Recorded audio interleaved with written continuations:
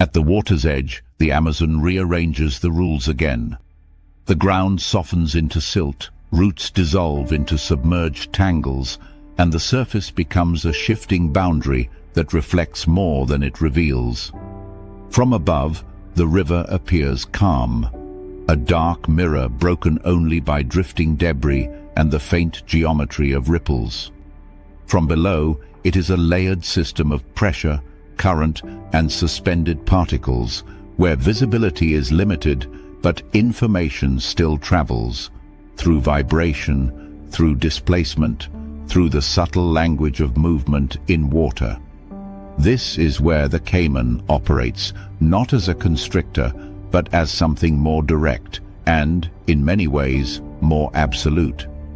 It does not need to wrap, compress, or gradually remove breath. It takes control of the environment itself and forces the body into a place where breathing stops working altogether. The Cayman's presence is rarely announced in a way that prey can interpret in time. At the surface, only the eyes and nostrils may be visible, aligned so precisely with the waterline that they break the reflection without disrupting it. This positioning is not incidental. It allows the animal to monitor the world above while keeping the bulk of its body submerged, hidden within the darker, cooler layers of the river. The rest of the body is already prepared for motion, muscles coiled beneath the water, where resistance is predictable and leverage is maximized. Unlike a terrestrial predator that must accelerate across open ground, the Cayman begins its strike from a medium that supports and amplifies its force. The choice of ambush location is as deliberate as in any constrictor, but the criteria are different. Instead of focusing on narrow passages or vertical bottlenecks, the Cayman targets transition zones, places where land animals must interact with water in a way that compromises their control. Shallow banks where mammals come to drink, muddy edges where footing is unstable, submerged slopes where depth changes abruptly.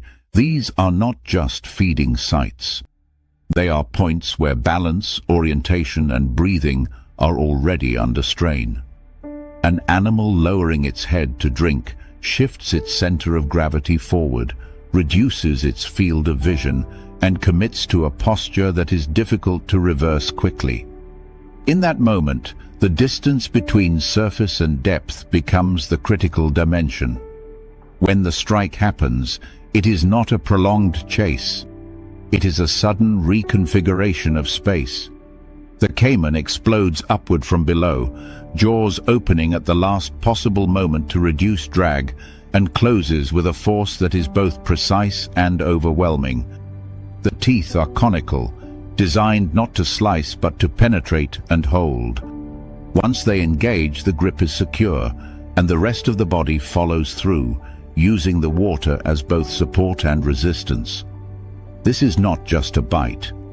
It is an immediate transition into control, where the prey's body is no longer operating in its own preferred medium.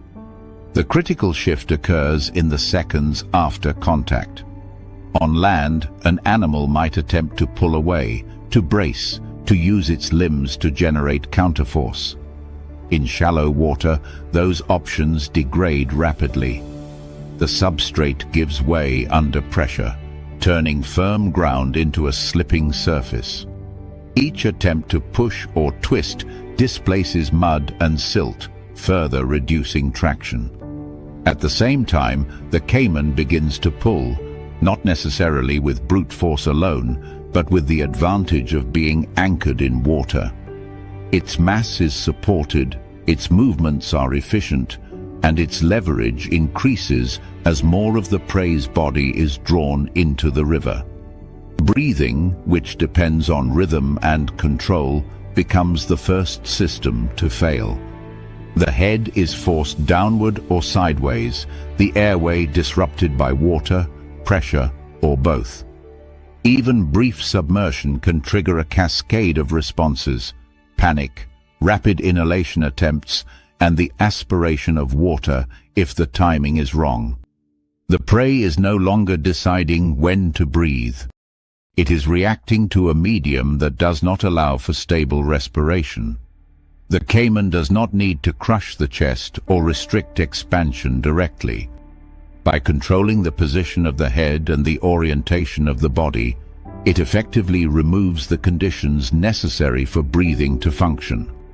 There is also a neurological component to this interaction that is often overlooked.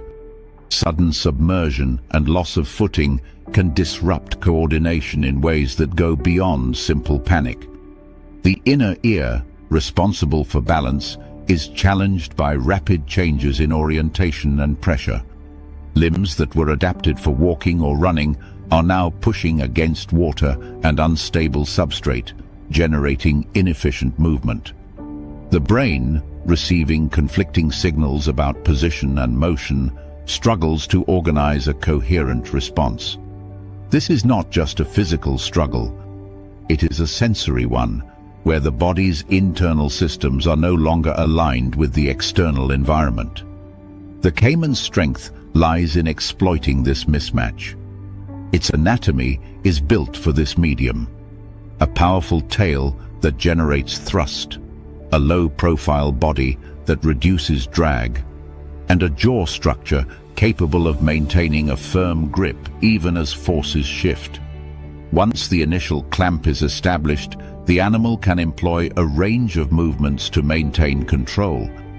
In some cases, this includes rotational motions, commonly referred to as a death roll, which can disorient and further destabilize the prey. However, even without such dramatic behavior, the essential mechanism remains the same. Keep the prey in a position where breathing is impossible or ineffective, and maintain that condition until resistance fades. The water itself becomes an active participant in the process. Suspended sediments reduce visibility, creating a visual barrier that isolates the event from the surrounding environment. Temperature gradients can affect muscle performance, with cooler water slowing certain physiological processes in the prey, while the caiman, adapted to these conditions, continues to operate efficiently. The density of water increases resistance to movement, turning every attempt to escape into an energy-intensive effort that yields diminishing returns.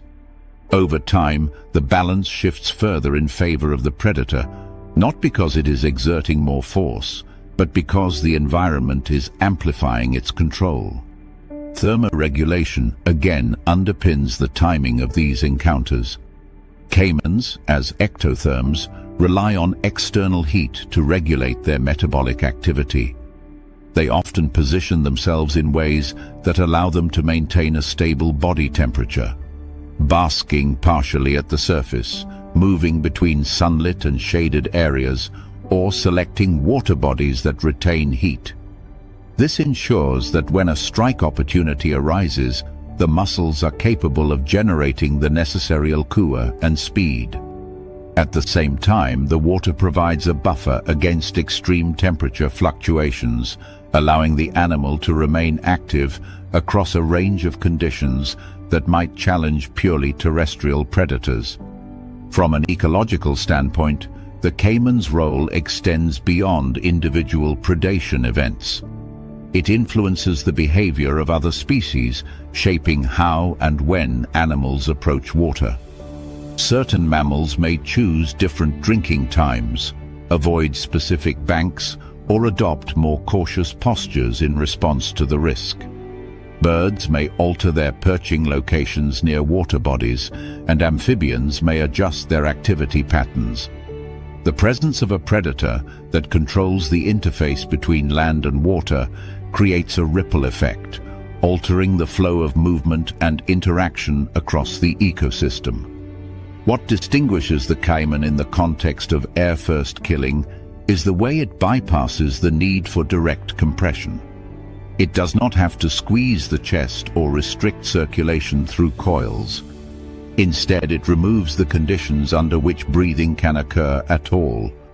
By forcing the prey into water, by destabilizing its posture, and by controlling the position of the head, it turns the act of breathing into an impossibility. The mechanism is different, but the outcome is the same. The body loses access to oxygen, and with it, the ability to sustain organized resistance. This expands the underlying idea beyond a single anatomical strategy. Suffocation in the Amazon is not tied to a specific form, such as the coils of a snake. It is a broader principle, one that can be achieved through different means depending on the environment. In water, control of position and medium replaces compression as the primary tool. The caiman demonstrates that a predator does not need to apply pressure directly to the lungs if it can instead dictate the space in which the lungs must operate. As the encounter concludes, the river resumes its outward calm.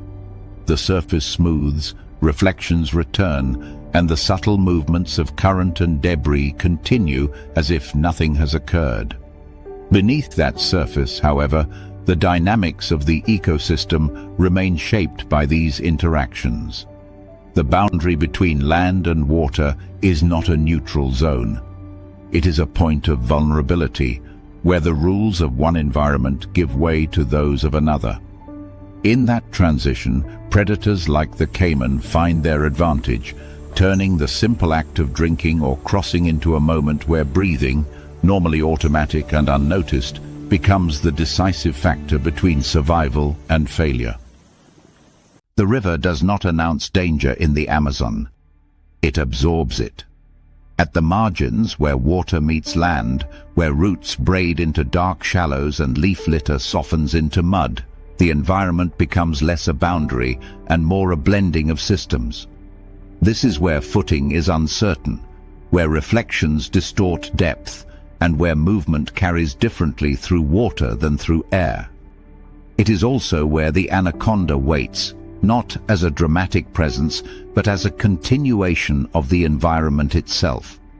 Its body does not interrupt the scene. It disappears into it, olive, black and shadow layered against tannin-stained water and submerged vegetation.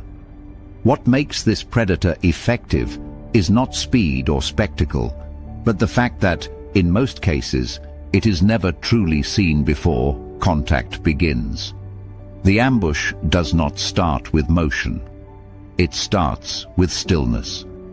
An anaconda positions itself along routes that other animals are almost guaranteed to use, narrow riverbanks where mammals descend to drink, flooded forest corridors where prey must swim or wade, root systems that create natural bottlenecks.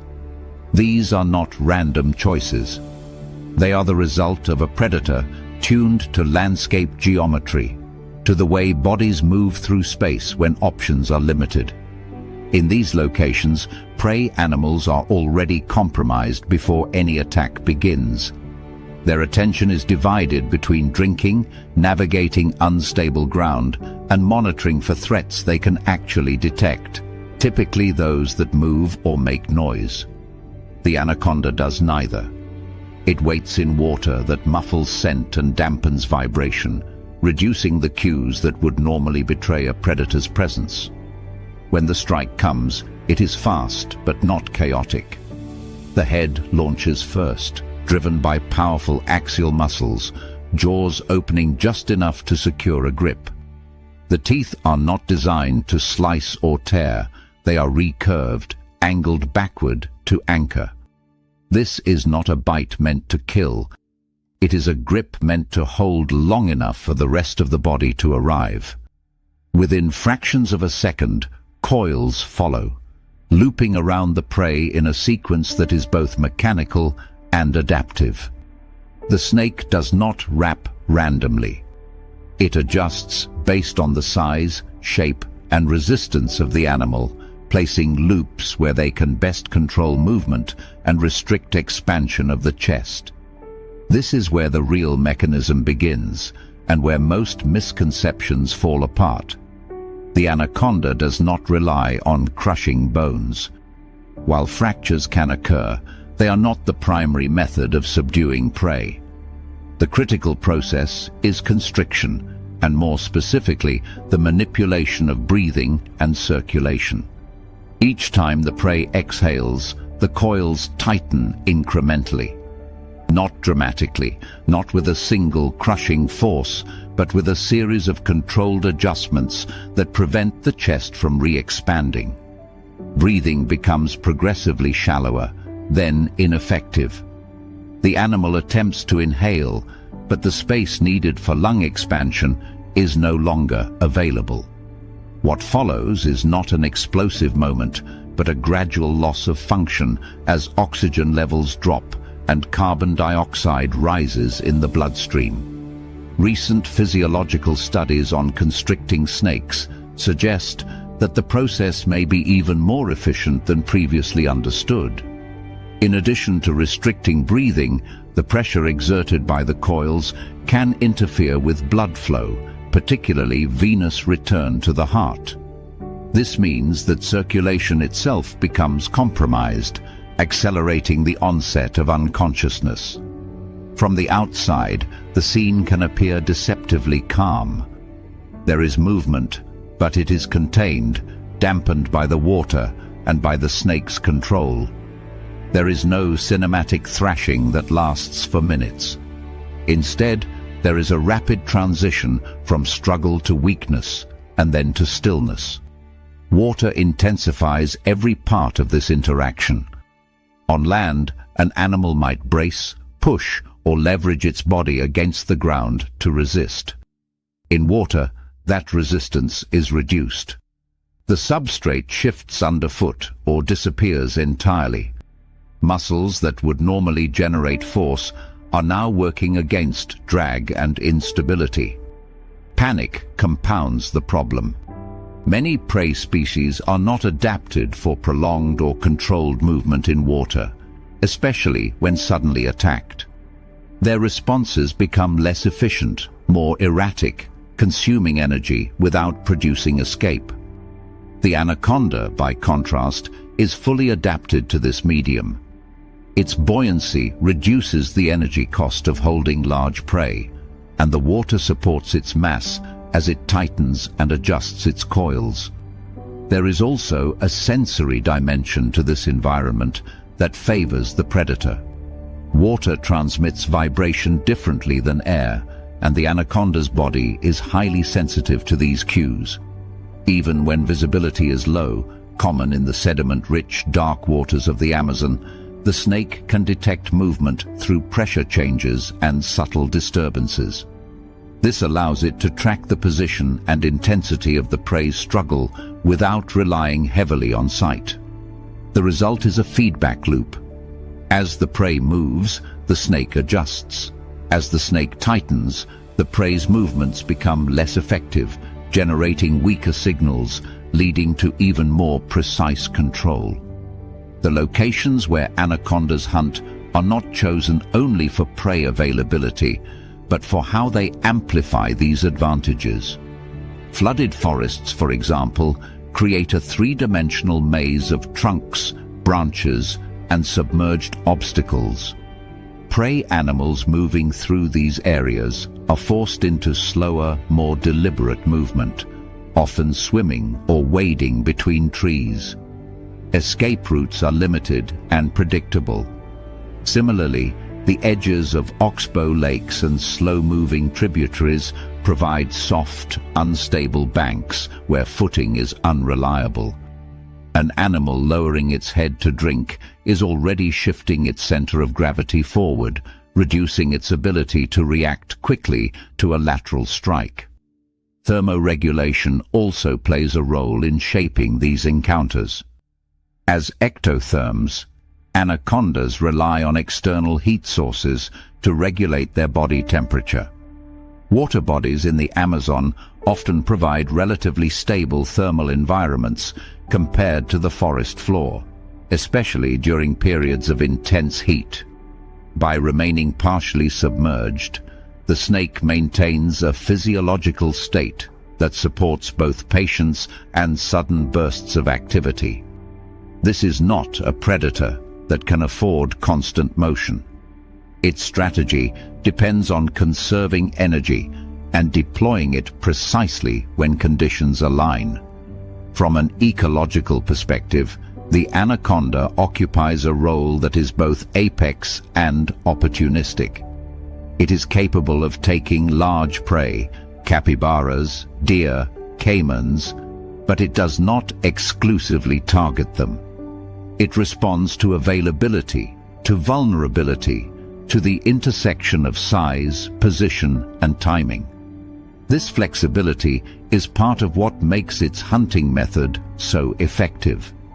It does not need to dominate every encounter through force. It only needs to identify the moments when control can be established quickly before the prey can reorganize or escape. What makes this predator particularly unsettling is the absence of warning. Many animals in the Amazon advertise danger through sound, color, or behavior. The anaconda does none of these. Its presence is not signaled. It is inferred only after the fact, often through the sudden disruption of the environment, a splash, a shift in water, a disappearance. By the time these signals register, the critical moment has already passed. The prey is no longer deciding whether to flee. It is already being controlled. This is why the anaconda fits so precisely into the idea of suffocation as a primary mechanism of killing. It does not overwhelm through violence in the way many viewers expect. It removes options. It takes advantage of environments where movement is already constrained, where breathing can be compromised, where control can be established before resistance becomes organized. The coils are not just a physical structure. They are a system that turns the most basic biological function, breathing, into a liability. Each exhale becomes a step closer to failure, not because of dramatic force, but because of incremental, inescapable pressure. In the end, the scene resolves not with noise, but with silence. The water settles. The surface tension smooths over the disturbance.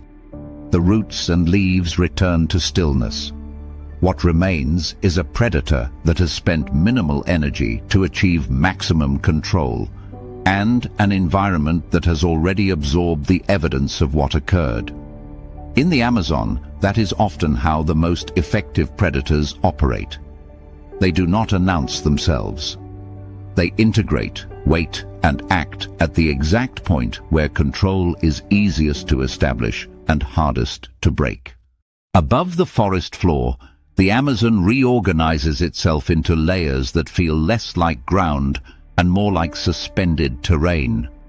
Branches intersect in irregular grids. Vines stitch gaps between trunks, and leaves form overlapping ceilings that filter light into narrow, shifting bands. Movement here is not linear.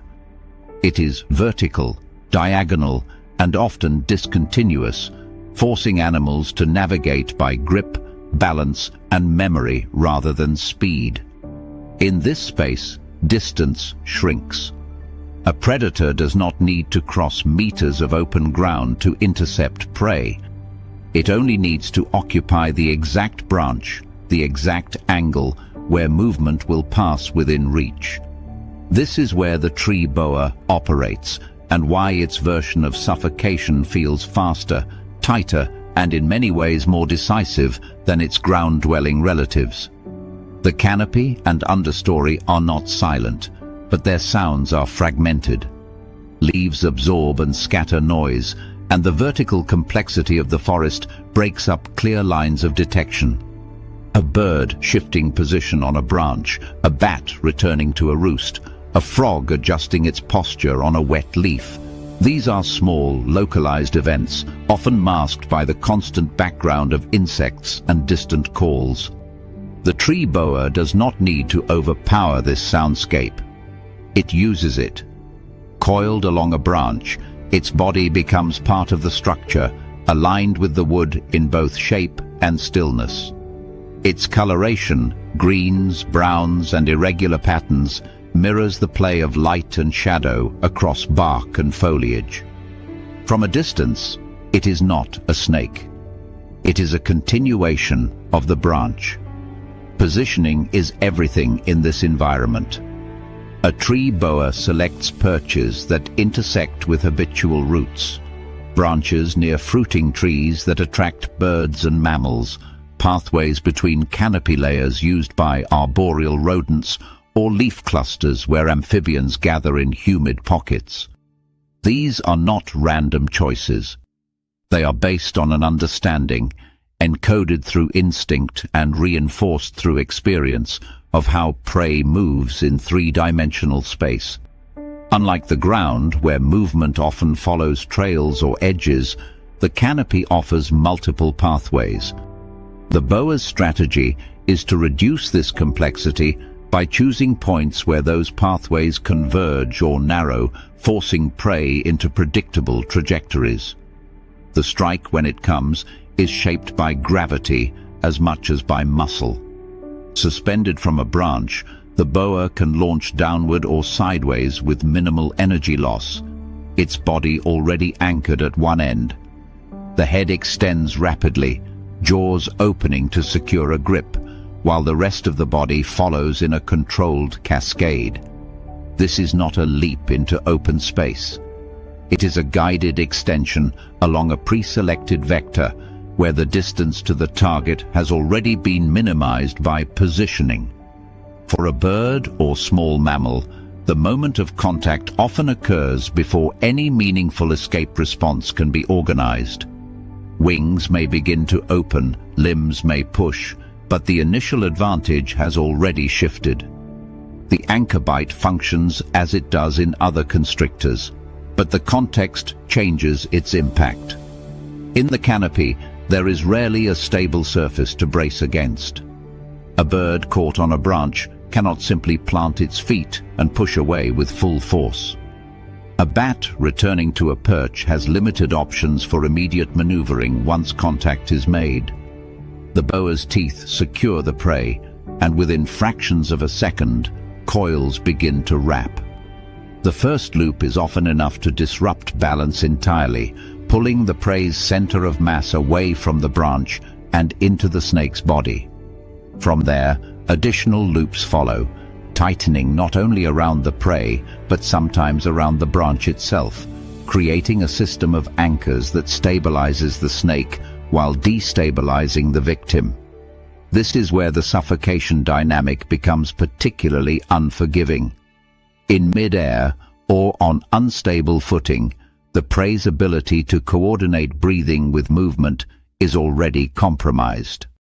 The shock of the strike, combined with the sudden loss of balance, triggers rapid, inefficient attempts to escape, flapping, twisting, or gripping at the substrate.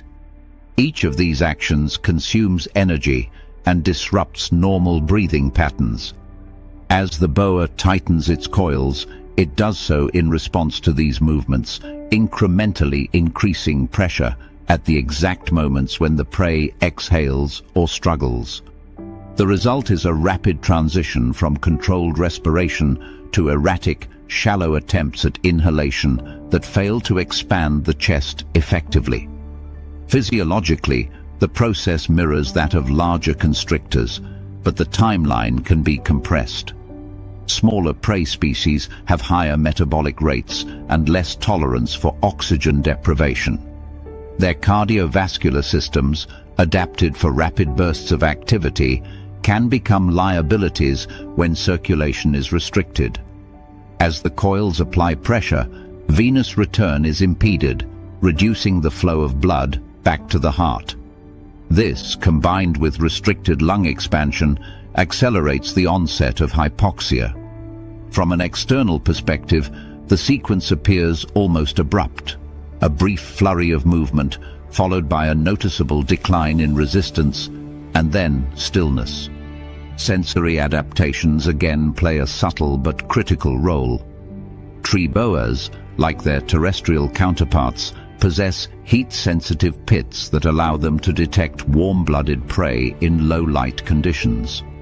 This is particularly advantageous in the canopy, where light levels can drop significantly even during the day due to dense foliage. At night, when many arboreal animals are most active, this sensory system becomes even more valuable.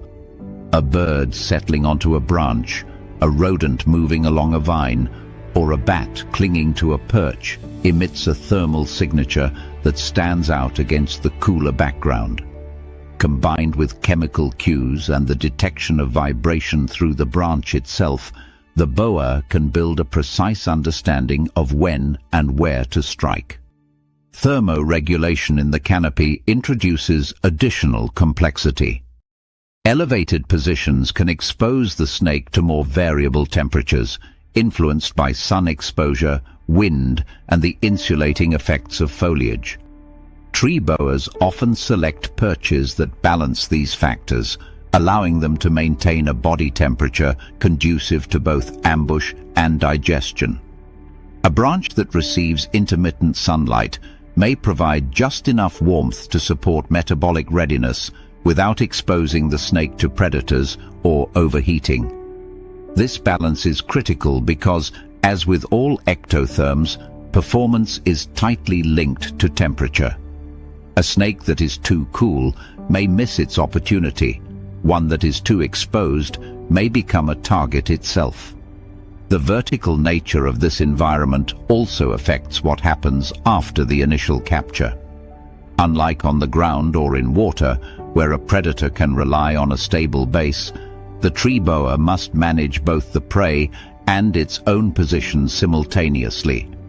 By wrapping part of its body around a branch while constricting the prey, it creates a dual anchor system that distributes weight and maintains stability. This allows it to hold on to struggling prey without losing its own grip. Over time, as the prey's movements diminish, the snake can adjust its coils, shifting from a dynamic constriction to a more static hold in preparation for swallowing. Ecologically, the tree boa occupies a niche that complements rather than duplicates that of its larger relatives. It targets different prey, operates in a different spatial layer, and exploits different environmental constraints. This diversification reduces direct competition and allows multiple constrictor species to coexist within the same broader ecosystem. It also reinforces a broader pattern.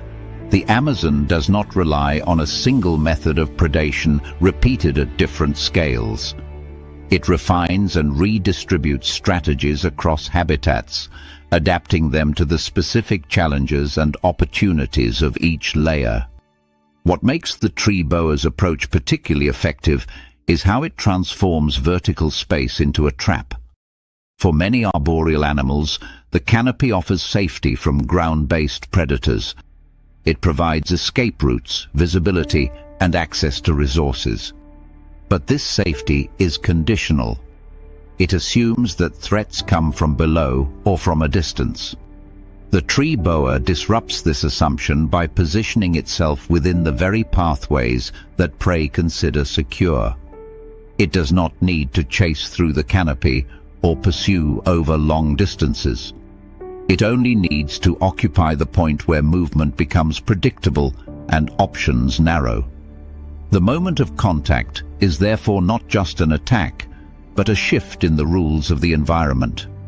What was a network of branches becomes a set of constraints. What was a space of movement becomes a space of control. The prey, designed to navigate complexity, finds that complexity turned against it. Balance is lost, breathing is disrupted, and the ability to generate coordinated escape diminishes rapidly. The boa's coils do not simply restrain. They redefine the conditions under which the prey's body operates, turning normal physiological processes into points of failure. In this way, the tree boa expands the idea established in earlier chapters without repeating it. Suffocation is not confined to waterlogged banks or dense ground cover. It is a principle that can be applied wherever a predator can gain immediate control over a prey's body and breathing. In the canopy, That control is often achieved faster, with less visible struggle, and with a precision that reflects the constraints of vertical terrain. The hold comes first, as it always does. The panic follows, but it arrives too late to change the outcome. As the scene settles, the forest above remains largely undisturbed. Leaves continue to shift in the filtered light, insects maintain their constant background presence, and the layered structure of branches and vines resumes its quiet equilibrium. The event does not ripple outward in a dramatic way. It is contained, localized, absorbed by the complexity of the environment. What remains is the realization that in the Amazon, danger is not limited to what can be seen moving across the ground or through the water. It is embedded in every layer, including those that appear most stable.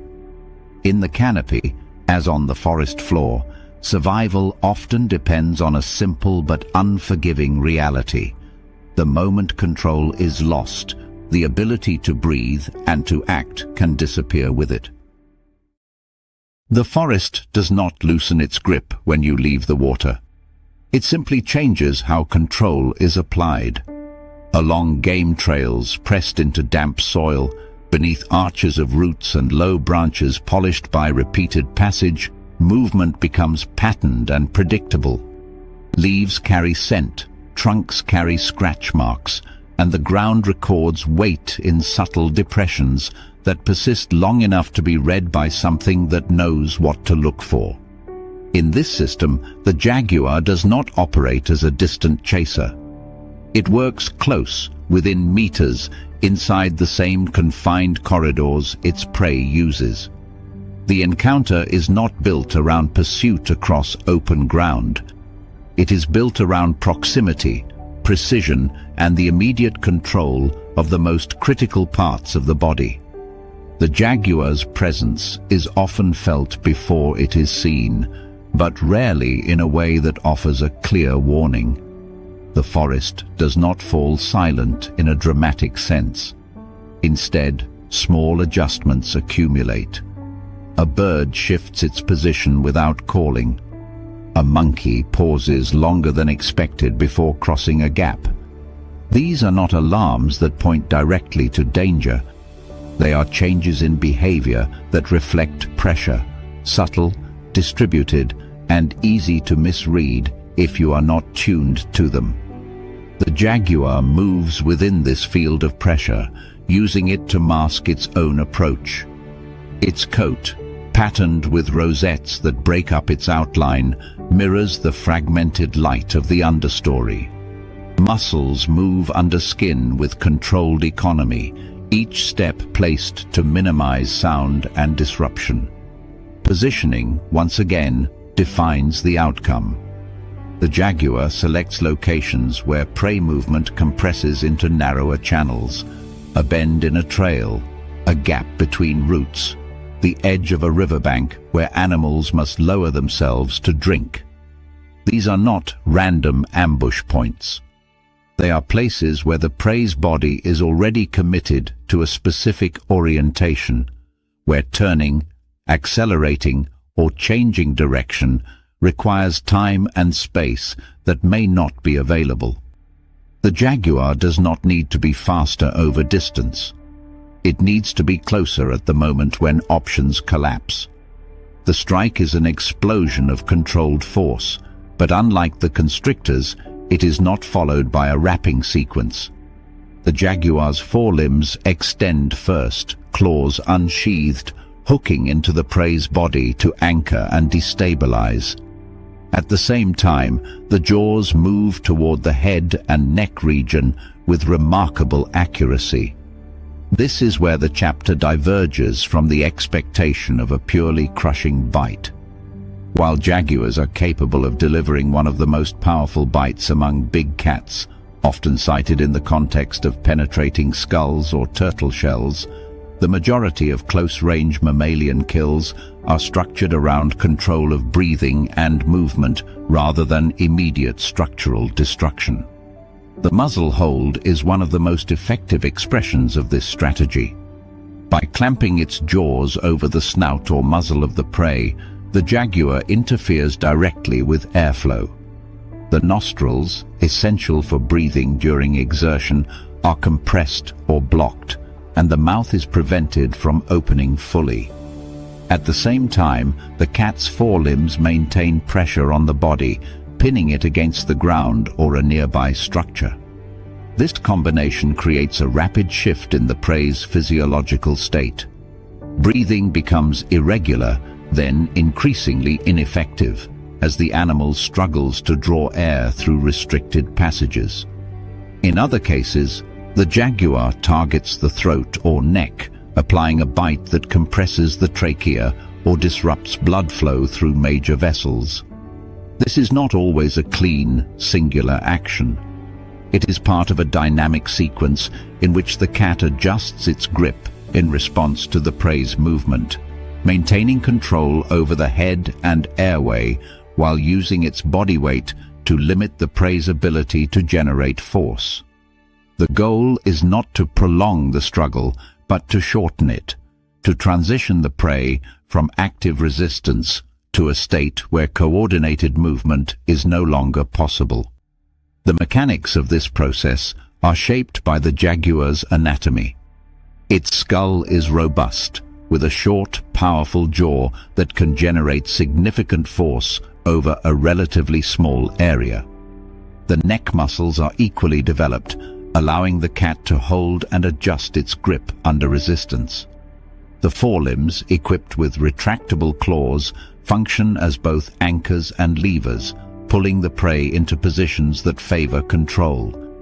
This is a system designed not just for impact, but for sustained manipulation of another body's movement and breathing. What distinguishes the jaguar's approach in the context of air-first killing is the integration of these elements into a single, coordinated action. The initial contact does not simply wound. It reorganizes the interaction around the prey's inability to breathe effectively and to move in a controlled manner. The cat's weight, often exceeding that of its prey, adds another layer of pressure, pressing the animal into the ground or against obstacles that further limit its range of motion. Leaves and soil dampen sound, reducing the likelihood that the struggle will attract attention from other animals. There is also a behavioral precision to the jaguar that reflects its ecological role.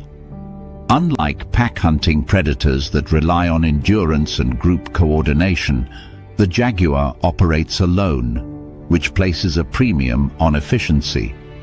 A prolonged struggle increases the risk of injury, energy loss, and interference from other predators or scavengers. By targeting the head, neck, and airway, the jaguar reduces the duration of the encounter, minimizing these risks. This is not just a matter of technique. It is an evolutionary solution to the constraints of solitary hunting in a dense and competitive environment. The environment itself continues to play an active role. In the understory, visibility is limited and the ground is uneven.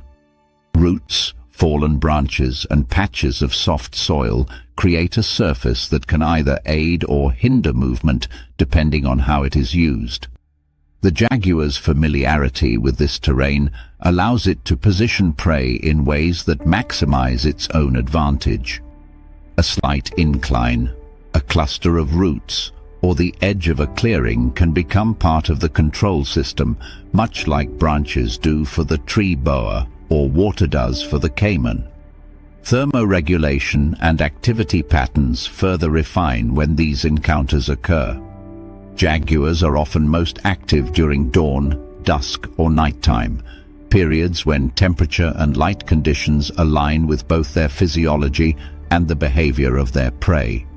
Lower light levels reduce the effectiveness of visual detection, while cooler temperatures support sustained muscular activity. At the same time, many prey species are transitioning between feeding and resting, creating moments of vulnerability that the jaguar can exploit. From an ecological perspective, the jaguar's method reinforces a broader pattern seen across the Amazon.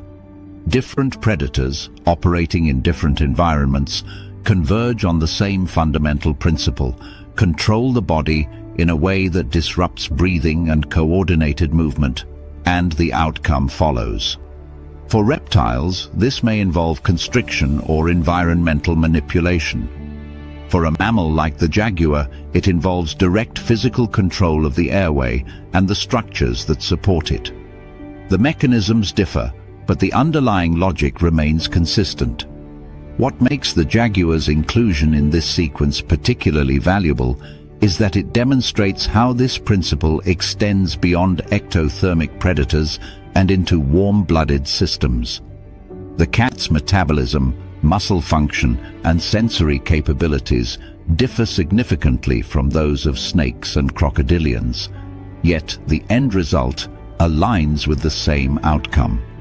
This convergence suggests that, in complex environments like the Amazon, removing a prey's ability to breathe or to organize its movements is one of the most reliable ways to secure a kill quickly and efficiently.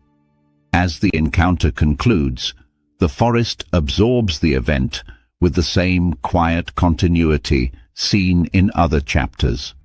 Leaves settle, insects resume their constant background presence, and the patterned light continues to shift across bark and soil. The jaguar, having secured its hold and ended resistance, remains within the same confined space where the interaction began. There is no extended chase, no dramatic aftermath. The decisive moment has already passed, defined not by spectacle, but by the precise control of the most fundamental process in the prey's body. In this way, the jaguar completes a broader picture. Air-first killing is not confined to coils or water. It appears wherever a predator can gain immediate, sustained control over the structures that allow another animal to breathe and to resist. In the dense corridors of the Amazon, where space is limited and movement is constrained, this strategy becomes not just effective, but inevitable. The jaguar does not need to invent a new method. It refines an existing one, applying it with a level of precision that reflects both its anatomy and the environment in which it hunts. The river, at first glance, does not look like a place where mammals dominate. Its surface reflects sky and canopy. Its depths hold shapes that belong to older lineages, reptiles, fish, and creatures adapted to pressure and concealment. Yet there are stretches of Amazonian water where the balance shifts, where movement becomes faster, more coordinated, and unmistakably social. Here, the current carries not just debris and silt, but sound, sharp bursts, whistles, and splashes that break the illusion of stillness. This is the domain of the giant otter, a predator that does not rely on silence or invisibility, but on presence, intelligence, and control applied through group dynamics. It does not need coils or crushing jaws to take air away. It uses coordination and the structure of water itself to turn breathing into a contested act. A giant otter group moves as a unit, but not as a rigid formation. Individuals spread out across a stretch of river, surfacing and diving in staggered patterns, maintaining visual and acoustic contact. Their bodies are built for this medium, elongated, muscular, with dense fur that traps air for insulation and tails that provide propulsion and steering. Unlike reptiles that rely on ambush, these mammals are active, alert, and constantly processing their environment. They read the river not only through sight, but through sound and touch, detecting disturbances in water, tracking fish movements, and interpreting the behavior of other animals along the banks. Territory defines much of their behavior. A stretch of river is not just a feeding ground. It is a defended space, marked and monitored. When an intruder enters, another otter group, a solitary predator, or an animal that crosses into the wrong section of water, the response can escalate quickly. This is where the chapter shifts from hunting to confrontation, from individual action to collective pressure. The otters do not need to overwhelm with a single decisive strike. They create conditions where control is distributed across multiple bodies, each contributing to a system that targets the same vulnerability, the ability to surface and breathe. The initial contact in such encounters is often chaotic, but not random. One or more otters close distance rapidly, jaws open, teeth designed for gripping and tearing. The bite is not always intended to kill immediately. It establishes contact, a point of control that allows the rest of the group to engage. In water, where bodies are partially supported and resistance is fluid, even a brief hold can alter orientation. The victim, whether prey or rival, finds itself pulled, turned or pushed in directions that disrupt balance and breathing rhythm. What follows is a form of underwater grappling that differs fundamentally from the constriction of snakes or the clamp of a caiman.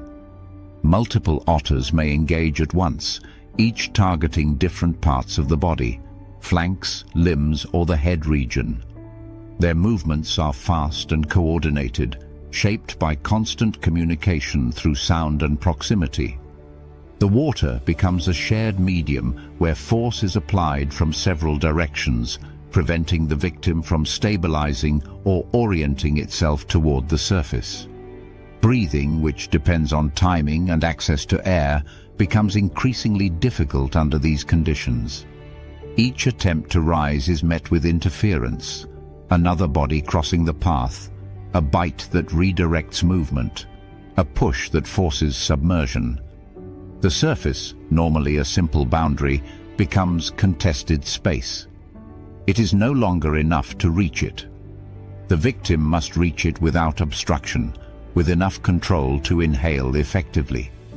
In the presence of multiple attackers, that window narrows rapidly. The physiological consequences of this are immediate. Panic breathing begins, characterized by rapid, shallow attempts to inhale that often fail to coordinate with the body's position in the water. If the head is submerged or turned at the wrong moment, water can enter the airway, triggering coughing and further disrupting respiration. The buildup of carbon dioxide and the depletion of oxygen create a feedback loop that intensifies panic, leading to less efficient movement and greater vulnerability. Unlike a controlled dive, where an animal manages its oxygen use, this is an involuntary submersion, where the body is forced into conditions it cannot regulate. The otter's advantage lies in maintaining this state. They do not need to deliver a single fatal wound if they can prevent the victim from re-establishing a stable breathing pattern. Each interruption compounds the effect of the last. A brief submersion becomes a series of submersions, each one eroding the victim's ability to recover. Disorientation increases as the inner ear struggles to process rapid changes in direction and pressure. Muscles fatigue under constant resistance from water and repeated attempts to escape. Over time, the system collapses not because of a single decisive action, but because of cumulative interference with the most basic requirement of survival. There is a cognitive layer to this behavior that sets giant otters apart from many other predators in the Amazon. Their social structure supports learning, coordination, and the sharing of information. Individuals recognize each other, respond to specific calls, and adjust their behavior based on group dynamics. This allows them to execute complex interactions that would be difficult for a solitary animal. In the context of suffocation, it means that control over the victim's access to air is not accidental. It is an emergent property of coordinated action, where multiple individuals contribute to the same outcome without needing a single point of dominance. The river environment amplifies these effects. Blackwater systems, common in parts of the Amazon, are rich in dissolved organic material that darkens the water and reduces visibility.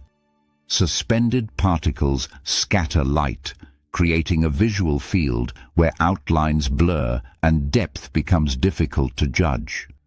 For an animal caught in such conditions, orientation is compromised even before the otters intervene. When movement begins, when water is churned by multiple bodies, when silt is lifted from the bottom, the environment becomes even more disorienting. The victim is no longer navigating a stable space, but a shifting, opaque medium where direction and distance are uncertain. Thermoregulation, while less obvious in this context, still plays a role.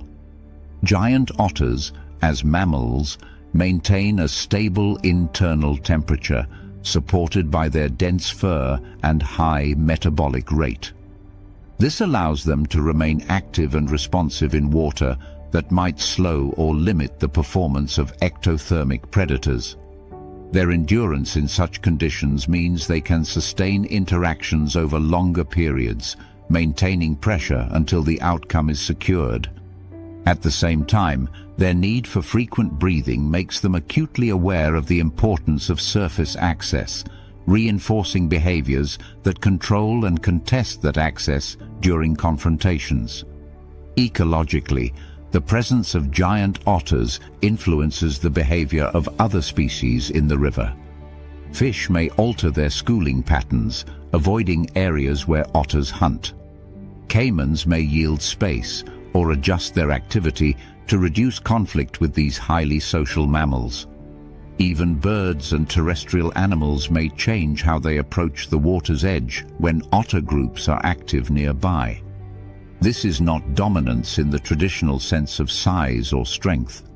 It is influence exerted through behavior, through the ability to shape the conditions under which other animals operate. What makes the giant otter a fitting conclusion to this sequence is the way it reframes the concept of suffocation. Up to this point, the theme has been expressed through individual control, coils tightening, jaws clamping, bodies positioning prey into environments where breathing fails. Here, the same outcome emerges from collective action.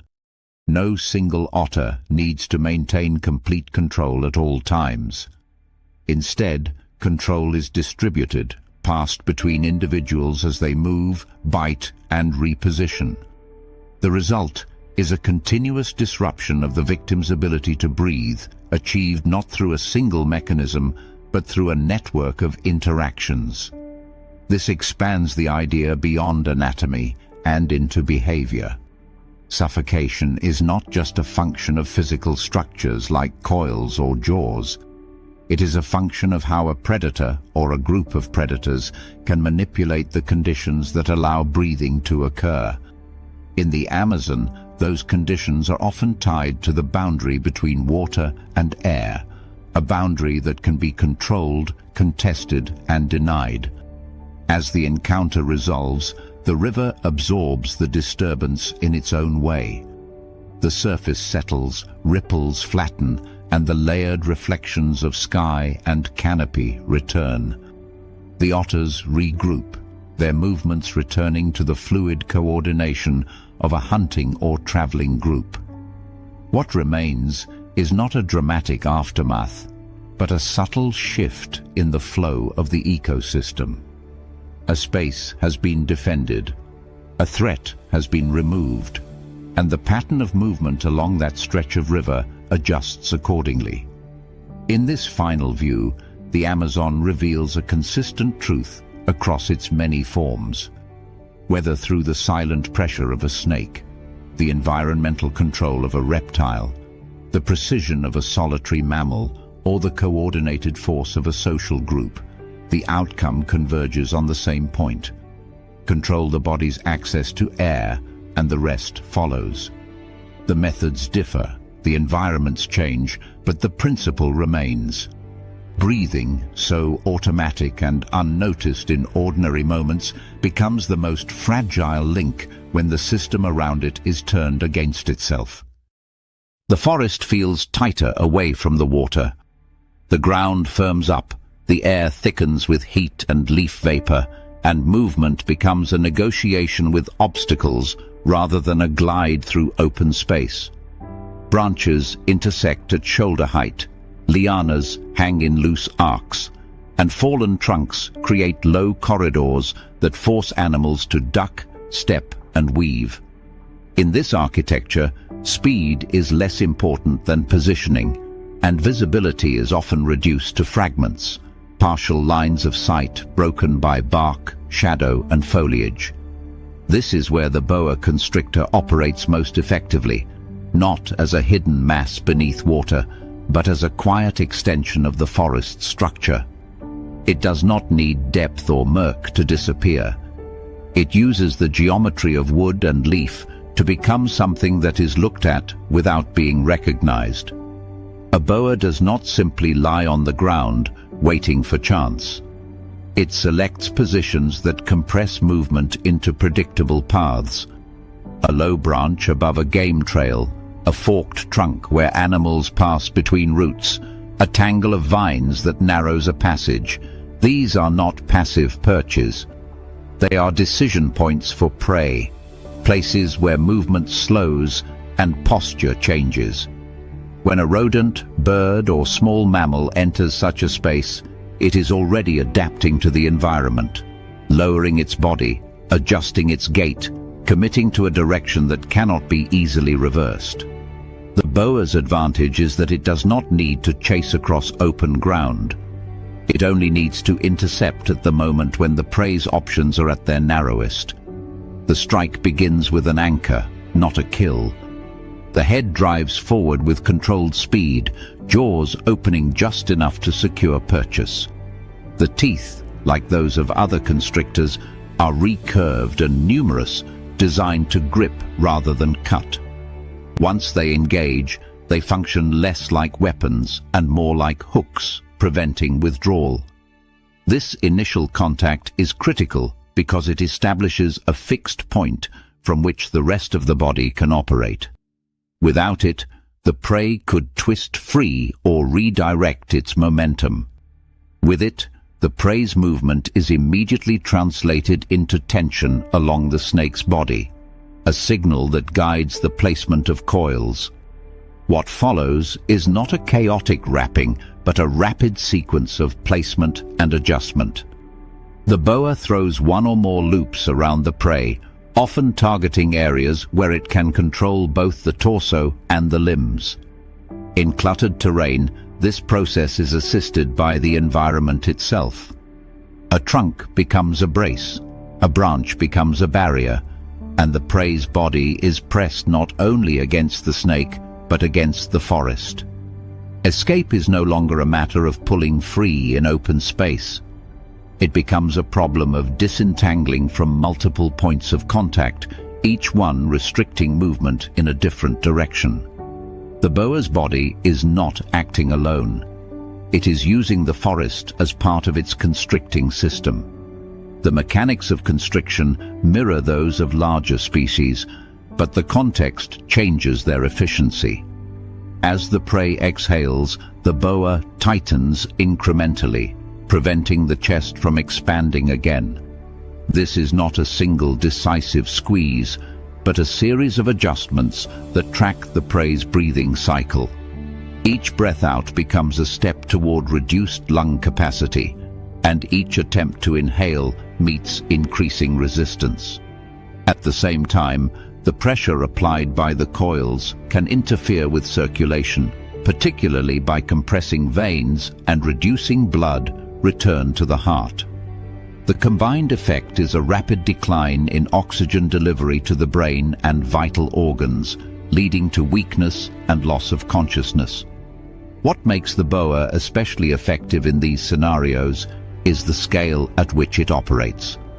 It does not need to overpower large, fully alert animals in open terrain. It targets prey that is already interacting with a complex environment where balance, orientation, and reaction time are compromised by physical constraints. A bird navigating through dense understory cannot simply accelerate in a straight line. A mammal moving along a narrow log cannot instantly reverse direction without losing footing. The boa's strategy is to intersect these moments, turning the environment's demands into vulnerabilities. Sensory adaptations play a quiet but important role in this process. Boas possess heat-sensitive pits along their lips, allowing them to detect the infrared signatures of warm-blooded prey even in low light or partial cover. This is not a precise imaging system, but it provides enough information to locate a target's position relative to the snake's head.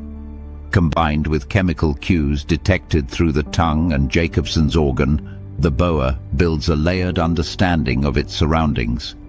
It can remain motionless for extended periods, conserving energy while monitoring for the subtle indicators of nearby movement, a shift in air currents, a faint vibration through a branch, the thermal presence of a passing animal.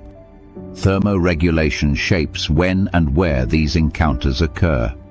As ectotherms, boas rely on external heat sources to maintain the metabolic function required for rapid strikes and sustained constriction. They often position themselves in areas where temperature gradients are favorable, edges of sunlit clearings, elevated branches that receive intermittent light, or ground zones that retain warmth from the day. This is not only about comfort. A snake operating below its optimal temperature range cannot generate the same speed or force. By selecting thermally advantageous positions that also align with prey movement routes, the boa ensures that when an opportunity arises, it can respond with maximum efficiency. The forest itself contributes to the outcome in ways that are easy to overlook. Humidity affects muscle performance and fatigue, both for predator and prey. Dense air slows evaporation, influencing how quickly an animal can cool itself during exertion. Leaf litter dampens sound, reducing the likelihood that a brief struggle will alert other animals. Even light levels matter. In the filtered, dappled conditions of the understory, visual cues are fragmented, making it harder for prey to detect a stationary predator whose coloration matches bark and shadow. The boa's pattern is not decorative. It is a functional adaptation that breaks up its outline, allowing it to remain undetected until movement begins. There is also an economy to the boa's behavior that reflects its place in the ecosystem. Feeding events are infrequent but substantial. After a successful constriction and ingestion, the snake enters a period of digestion that can last days or weeks depending on the size of the prey. During this time, its metabolic rate increases significantly and it becomes more vulnerable to disturbance. This reinforces the importance of selecting ambush sites that minimize risk and maximize success. A missed strike is not just a lost meal, it is wasted energy that cannot be easily replaced. From a broader perspective, the boa constrictor demonstrates that the principle of air-first killing is not confined to the dramatic scale of the largest snakes or the specific conditions of water. It is a strategy that can be adapted to different environments, scaled to different body sizes, and integrated into a variety of ecological contexts. In the forest interior, where space is partitioned by wood and leaf, the same fundamental mechanism, control of breathing and circulation, becomes even more efficient because the environment assists in limiting movement and amplifying pressure. What emerges is a pattern that extends beyond a single species. The rainforest is not only a collection of predators and prey, but a system that shapes how those interactions unfold. In water, instability and buoyancy favor certain strategies. On land, Density and obstruction favor others. The boa constrictor occupies a space where the forest itself becomes part of the predatory toolset, turning branches and trunks into extensions of its coils. It does not need to announce its presence or rely on overwhelming force. It waits for the moment when the structure of the environment has already done half the work. By the time the encounter is visible, it is already resolved in principle. The prey is anchored, its movement redirected into the snake's body, its breathing cycle intercepted. The forest closes around the interaction, absorbing sound and motion. What remains is a demonstration of how control can be established, not through spectacle, but through precision, through the alignment of anatomy, behavior, and environment. In this setting, suffocation is not an isolated tactic. It is a recurring solution, one that appears wherever the conditions allow a predator to turn the simple act of breathing into a point of failure.